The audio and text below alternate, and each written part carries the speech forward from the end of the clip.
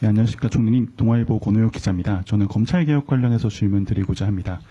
최근 26일까지 이제 공소청과 이제 중수청법 관련한 이제 입법 예고가 있었고, 다양한 의견 수렴 과정과 함께 당에서도 여러 가지 좀 뭐 찬반 의견들이 이제 여러 뭐 의원총회라든가 등의 방식으로 전달이 된 것으로 알고 있습니다. 혹시 이 현재 시점에서 이 공수청, 중수청법에 대한 좀 정부안을 좀 개정할 의사가 있으신지, 개정하신다면 어떤 부분을 좀 개정하시려고 하는지 부분과 보안 수사권 부분에 대해서 현재 입장 좀 부탁드리겠습니다. 검찰개혁 문제는 첫째, 민주당과 민주세력 일반의 일정한 공감 위에서 출발한 것입니다. 그 공감의 대원칙은 수사와 기소의 분리입니다. 그거에 이견을 달 사람은 없다고 생각합니다. 구체적으로 들어가면 몇 가지의 중요한 쟁점과 그리고 수많은 세부적 쟁점이 있다고 생각합니다. 보안 수사권 문제 같은 경우는 비교적 중요한 쟁점일 것이고, 그 다음에 수많은 세부적 쟁점은 사실 무엇이 딱 옳다 이야기하기 어려운 그런 기술적 쟁점들을 포함하는 것일 것입니다. 애초에 이 문제를 통상 과거에 다뤄왔듯이 민정수석실 중심이 아니라 총리실 산하에 추진단을 설치해서, 추진단인가요? 기획단인가요? 추진단이죠? 추진단을 설치하고 거기에 뭐 행안부, 법무부 또는 뭐 하여간 관련 이렇게 실무 진입 포함되고 자문위원회 의견들을 듣는 방식으로 그렇게 한 취지는 대통령님께서도 이 문제에 대해서 대원칙으로 수사기소 분리와 함께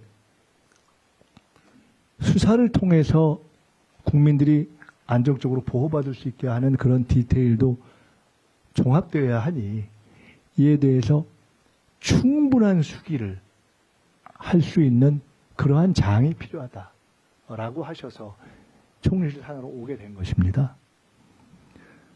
아시다시피 제가 미국 변호사긴 한데 제가 미국 헌법 전문입니다.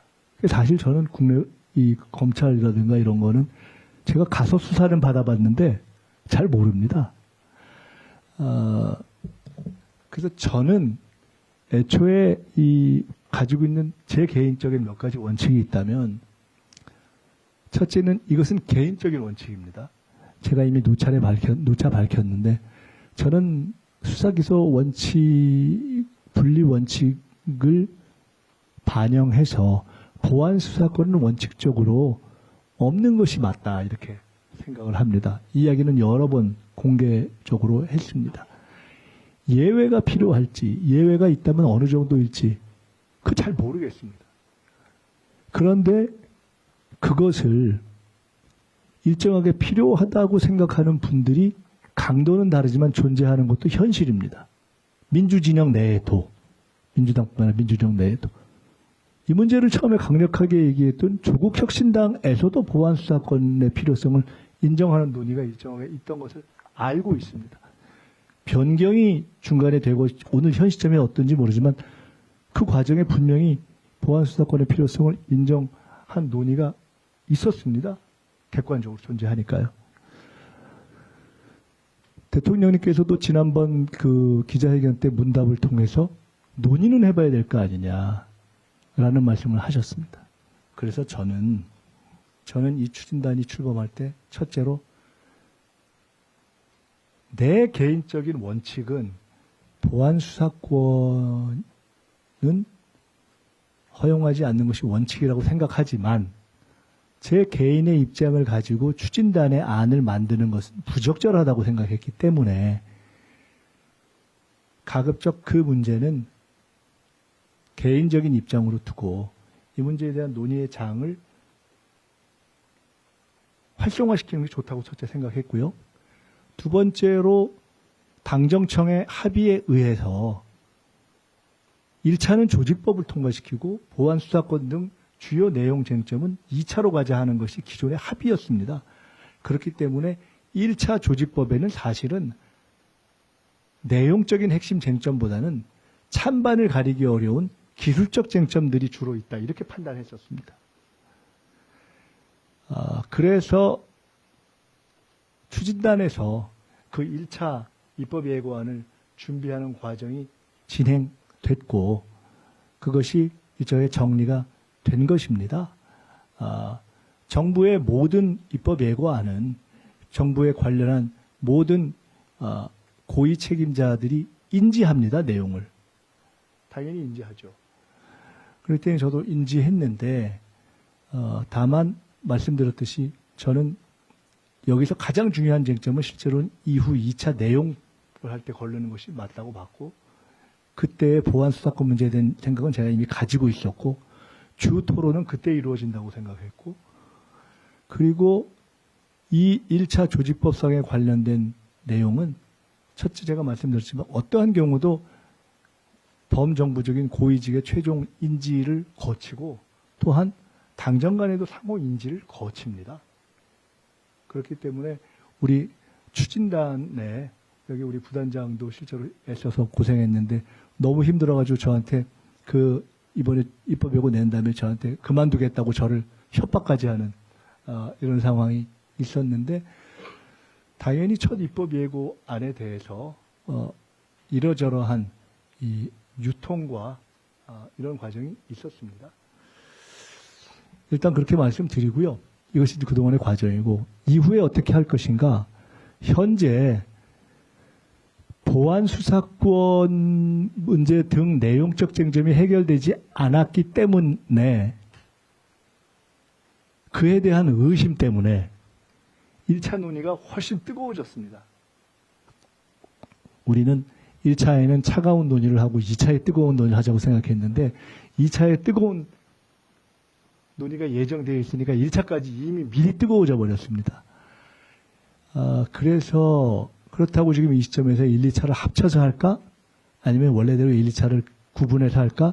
라는 고민도 있었습니다만은 지금 그것을 합치면 더 복잡해질 것 같아서 원래 생각했던 대로 1차는 1차대로 정리하고 2차의 본격 쟁점들을 다루는 것으로 그대로 가려 합니다.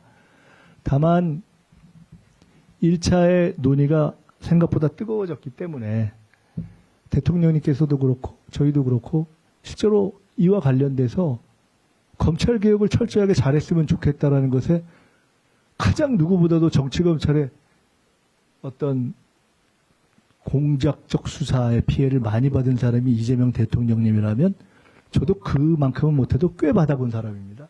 실제로 지난번 인사청문회 과정에서도 드러났듯이.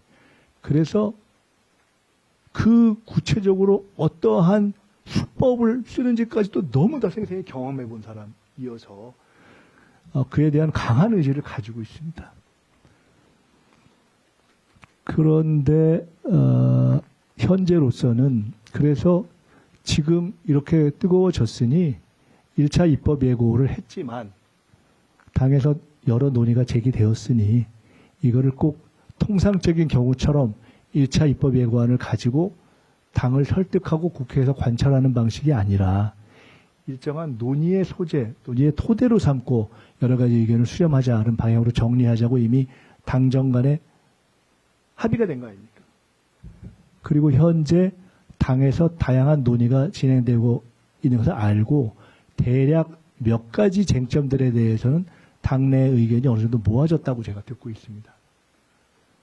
그렇지만은 여전히 그 1차 입법, 즉 조직법과 관련해서 아주 디테일들과 관련해서 혹은 각 법사위원들로 다 의견이 다른 쟁점들이 존재해서 그것까지 다 정리하기는 어렵고 원래 정부에서 범정부적인 점검과 당정 간의 기본적인 확인을 거쳐서 제시했던 입법 예고 안에 그 입법 예고 후에 당에서 제기된 일정하게 합의된 내용을 추가해서 수정 입법 예고를 적정한 시기에 하고 거기에 더해서 손볼 수 있는 것들은 당이 국회라는 장에서 교정해 나가면 되지 않는가 이 정도로 보고 있습니다.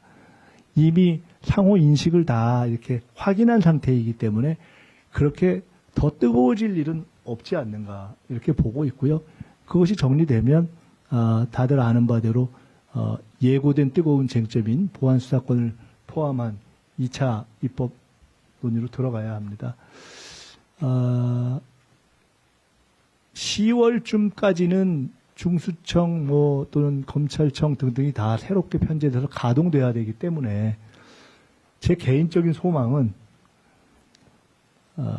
적어도 6월 전에 핵심적인 뜨거운 쟁점들에 대해서는 일정한 정리가 되는 것이 좋지 않느냐 이렇게 보고 있습니다만은 또 그것에 별 어려움이 있을 거라고 보지도 않고 또 거기서 제기되고 있는 여러 가지 입장들에 대해서 제가 특별히 다른 입장을 가지고 있지도 않고 하기 때문에 그렇지만 첫째는 어떤 입장에서든 충분한 찬반 토론을 거쳐야 한다라는 확고한 입장을 가지고 있고 그래야 과거에 민주정부 전임 민주정부들에서 행해졌던 검찰개혁의 실패나 오류를 되풀이하지 않을 수 있다고 보고 있기 때문에 충분한 논의와 수기를 해야 된다고 보고요.